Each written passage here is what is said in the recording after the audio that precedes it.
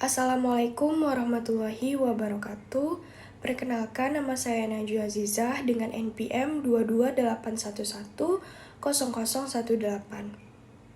Pada kesempatan kali ini saya akan menjelaskan materi terkait pengolahan, analisis data, dan metode uji statistik sebagai analisis data. Sebelum itu, paparan ini akan saya bagi menjadi beberapa bagian di mana nantinya saya akan membahas penyajian dalam bentuk tabel terlebih dahulu, kemudian dilanjutkan dengan penyajian data dalam bentuk grafik. Selanjutnya ada ukuran pemusatan data, ukuran penyebaran data, dan terakhir itu ada model uji statistik sebagai analisis data. Nah, langsung saja pada bagian pertama itu ada penyajian data dalam bentuk tabel. Yang pertama itu ada tabel biasa atau searah. Jenis ini tuh mengelompokkan suatu informasi atau kriteria tertentu. Yang kedua ada tabel silang atau dua arah. Digunakan untuk mengelompokkan data berdasarkan dua kriteria atau lebih. Selanjutnya itu ada penyajian data dalam bentuk grafik. Yang pertama itu ada histogram. Histogram ini tuh adalah tampilan grafis dari tabulasi frekuensi yang digambarkan dengan grafis batangan sebagai manifestasi data bening. Yang kedua itu ada poligon frekuensi. Grafik yang menampilkan data menggunakan garis yang menghubungkan titik yang menunjukkan frekuensi yang diletakkan tepat di titik tengah kelas masing-masing. Selanjutnya ada diagram lingkar. Diagram lingkar adalah sebuah diagram berbentuk lingkaran yang dibagi menjadi irisan-irisan untuk menggambarkan proporsi numerik. Selanjutnya ada grafik ogive. Ogive merupakan salah satu istilah dalam statistika berupa grafik yang digambarkan berdasarkan data yang sudah disusun dalam bentuk tabel distribusi frekuensi kumulatif. Selanjutnya ada ukuran pemusatan data. Yang pertama ada rata-rata hitung atau mean.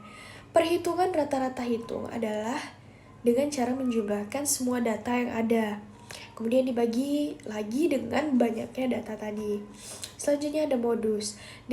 Modus ini tuh menggunakan cara mencari nilai yang sering muncul di antara sebaran data. Selanjutnya ada median.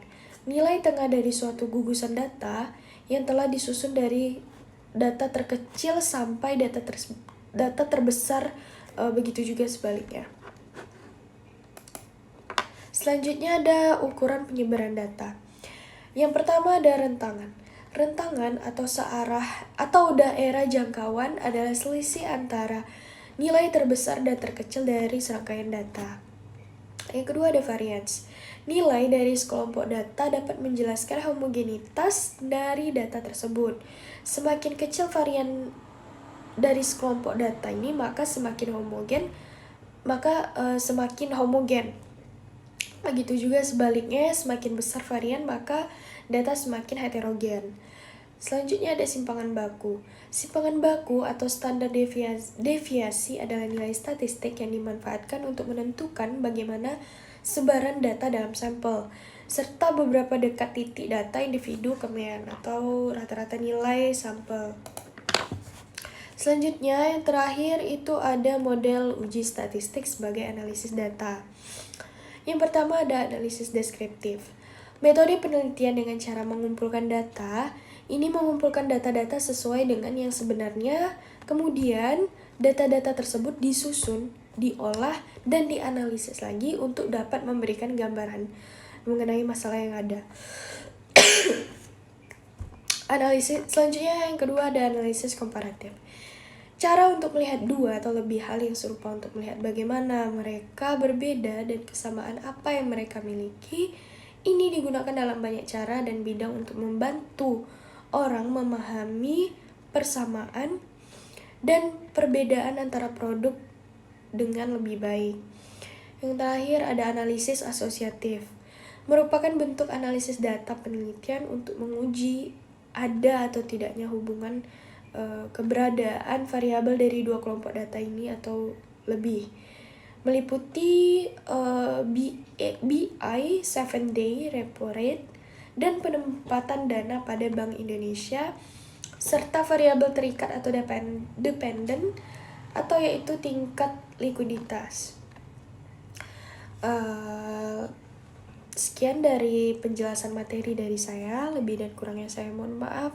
Wabillahi taufiq wal hidayah. Wassalamualaikum warahmatullahi wabarakatuh.